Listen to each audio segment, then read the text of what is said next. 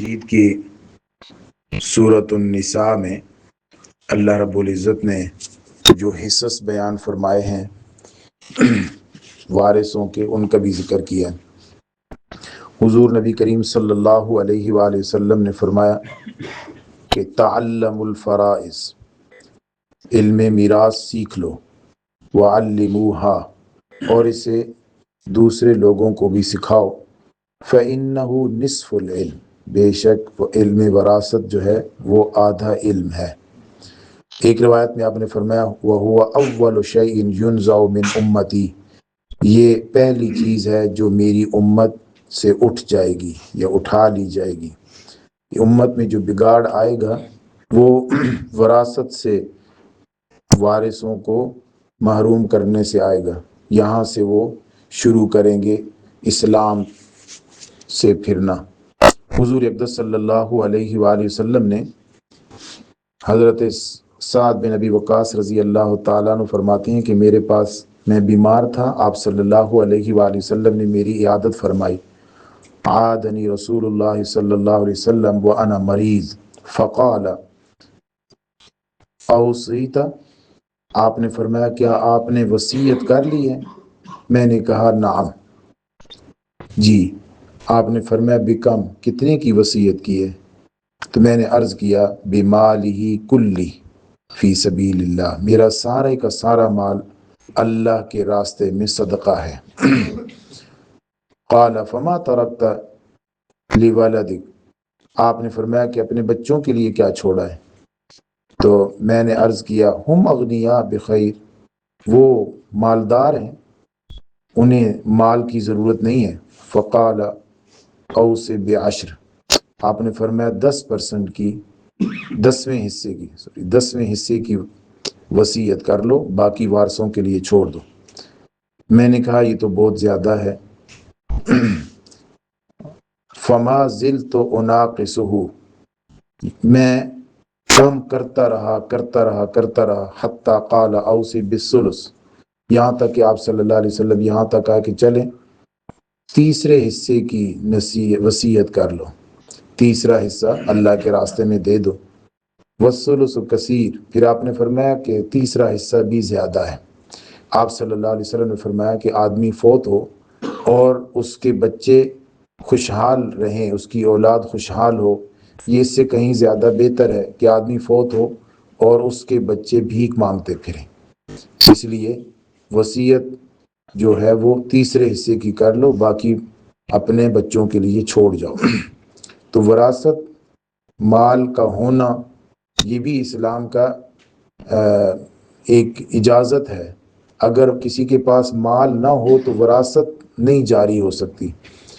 مال کا رکھنا، مال کے مالک ہونا، اس کی اسلام میں اجازت ہے، تبھی زکوٰۃ، تبھی عشر، تبھی حج اور فطرانہ، یہ چیزیں وراثت، تبھی اسلام نے اس کے احکام بیان کیے ہیں کہ آدمی مال کا مالک ہو سکتا ہے۔ اور یہ جیسے آپ صلی اللہ علیہ وآلہ وسلم کے فرامین سے بھی پتہ چلتا ہے، اور قرآن مجید کی آیت بھی ہے کہ انما اموالکم واولادکم فتنہ، مال اور اولاد یہ آزمائش کا ایک ذریعہ ہے، امتحان ہے۔ تو تبھی یہ آزمائش بنتی ہے کہ آپ نے اس میں اللہ کے حکم کتنے پورے کیے ہیں۔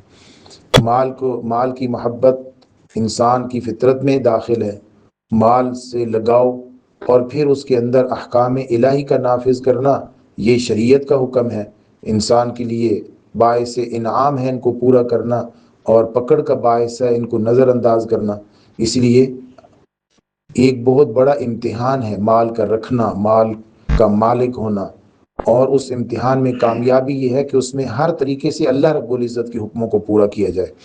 حضور اقدس صلی اللہ علیہ وآلہ وسلم نے فرمایا کہ تعلم الفرائض، من قطع میراثا، جس شخص نے اس میراث کو توڑ دیا، قطع کر دیا یا محروم کر دیا، فرضہ اللہ، جس کو اللہ تعالیٰ نے فرض کیا تھا، تو قطع اللہ میراثہ من الجنہ، اللہ رب العزت اس کا حصہ جو جنت میں اللہ نے رکھا ہوا ہے نا، وہ اللہ تعالیٰ اس سے اس کو محروم کر دے گا۔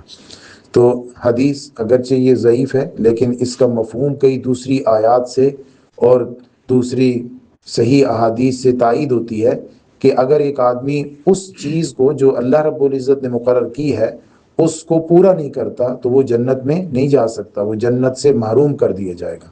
تو وراثت بھی دینا ایک امتحان ہو گیا، اس میں اللہ رب العزت نے جو اجر دیا ہے پورا کرنے میں وہ بھی بہت زیادہ ہے، اور اس کو پورا نہ کرنے میں جو سزا دی ہے، جو پکڑ ہے، وہ بھی انسان کے لیے کافی ہے۔ حضور اقدس صلی اللہ علیہ وسلم نے فرمایا من اخذ شبرا من الارض، جس شخص نے ظلمن زمین کی ایک بالشت بھی ہتھیائی، تو آپ صلی اللہ علیہ وسلم نے فرمایا فإنه يطوق يوم القیامہ من 70 ارضین، جس شخص نے زمین کی ایک بالش ہتھیائی ظلمن، وہ قیامت کے دن اس 7 زمینیں اس کے گردن میں بطور توق لٹکائی جائیں گی۔ تو ایک بالشت کون 7 زمینیں اٹھا سکتا ہے ایک بالشت؟ تو یہ بہت بڑا گناہ ہے اور اس کی سزا بھی بہت سخت ہے، اور ہمارے اندر یہ رائج بہت زیادہ ہے، ہم اس سے جو ہے وہ احتیاط نہیں کرتے۔ حضور اقدس صلی اللہ علیہ وسلم نے فرمایا کہ الحق الفرائض باہلھا، جن کے حصے اللہ رب العزت نے مقرر فرمائے ہیں ان کے حصے ان کو عطا کرو۔ اقسم المال بین اہل الفرائض علی کتاب اللہ، جو اہل فرائض ہیں جن کے حصے مقرر ہیں ان کے حصے اللہ کی کتاب کے مطابق ان کے درمیان تقسیم کرو۔ تو حضور اقدس صلی اللہ علیہ وآلہ وسلم کی فرامین میں بہت سختی ہے، وراثت کے مال کو اچھے طریقے سے تقسیم کرنے پر سختی کی گئی ہے، اہتمام کرنے کا حکم دیا گیا ہے، اور یہ ایک اسلام کا حکم ہے، ہماری زندگی کا ایک حصہ ہے۔ اگر کوئی شخص وراثت کے مال کو تقسیم نہیں کرتا تو یہ کتنے گناہوں کا مرتکب ہے۔ ایک تو اللہ رب العزت کی نافرمانی کی ہے، تو نافرمان کی جو سزا ہے قرآن مقدس میں، خاص کر کے وراثت کے ذکر کرنے کے فوراً بعد اللہ رب العزت نے فرمایا ہے کہ یہ اللہ تعالیٰ کی مقرر کی ہوئی حدیں ہیں، تلک حدود اللہ، یعنی کس کا کتنا حصہ ہے بنتا ہے اس کو اتنا حصہ پہنچانا، یہ اللہ رب العزت کی طرف سے ایک حد مقرر ہے، اور اس حد کا خیال نہ کرنے والا اللہ رب العزت کا نافرمان ہو گیا، وہ حکم عدولی کرنے والوں میں شامل ہو گیا، اور نافرمانوں کی جو سزائیں ہیں وہ سزائیں اس کے لیے ہیں۔ تلک حدود اللہ، یہ اللہ کی حدیں ہیں۔ وَمَن يُطِعِ اللَّهَ وَرَسُولَهُ يُدْخِلْهُ جَنَّاتٍ تَجْرِي مِن تَحْتِهَا الْأَنْهَارُ خَالِدِينَ فِيهَا، جو اللہ اور اس کے رسول کی اطاعت کرے گا، یہ فوراً یعنی وراثت کی دونوں آیتوں کے فوراً بعد کی آیت ہے، وراثت کی دونوں آیتیں جو بیان ہوئی ہیں ان کے فوراً بعد کی آیت ہے۔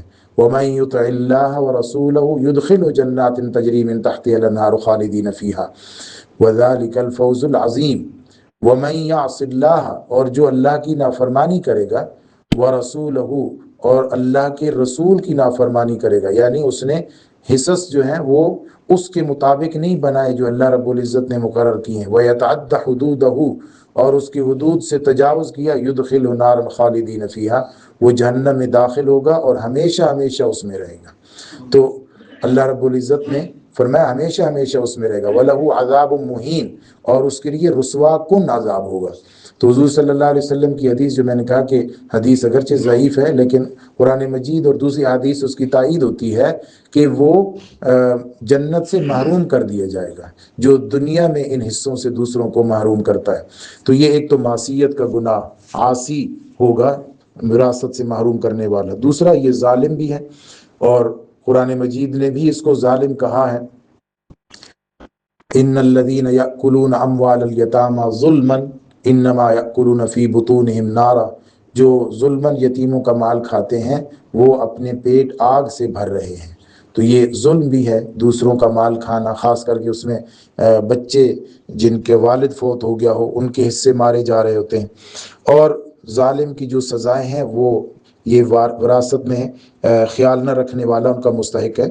اور دوسرا یہ قساوت قلبی ہے، دل کی سختی ہے، اور دل کی سختی کے بارے میں جو قرآن مجید میں آیات ہیں، بات لمبی ہو جائے گی، یہ ان عذابوں کا بھی مستحق ہے۔ اور پھر یہ چوتھے نمبر پر قطع رحمی بھی ہے، جن کے حقوق مارے جا رہے ہیں، بہنیں ہیں، بیٹیاں ہیں، جن کے حقوق مارے جا رہے ہیں، ان سے قطع تعلقی ہوتی جا رہی ہے. قطع رحمی کی جو سزا ہے وہ سزا ان سزاؤں کا بھی یہ شخص مستحق ہوتا ہے. اور یہ ساری سزائیں بہت سخت ہیں. اگر آدمی ان پر عمل کرتا ہے تو اس پر انعامات بھی ہیں. ایک ایک پائی کا حساب کر کے قرآن مجید کہتا ہے کہ تھوڑی ہے یا زیادہ ہے، تقسیم بہرحال شریعت کے مطابق کرنی ہے. تھوڑی یا زیادہ کا، یہ تھوڑی سا مال ہے کسی کو دے دو، نہیں، شریعت کے مطابق اس کو تقسیم کرنا ہے. یہ بھی شریعت کا ایک حکم ہے، تھوڑا ہے یا زیادہ ہے. اب اس میں کئی ایسی چیزیں ہیں جس میں بہت بڑی بڑی حکمتیں ہیں، بہت بڑی بڑی حکمتیں ہیں. بات بہت لمبی ہو جائے گی. اللہ رب العزت ہمیں اسلام کے اس حکم کو من و عن پورا کرنے کی توفیق عطا فرمائے.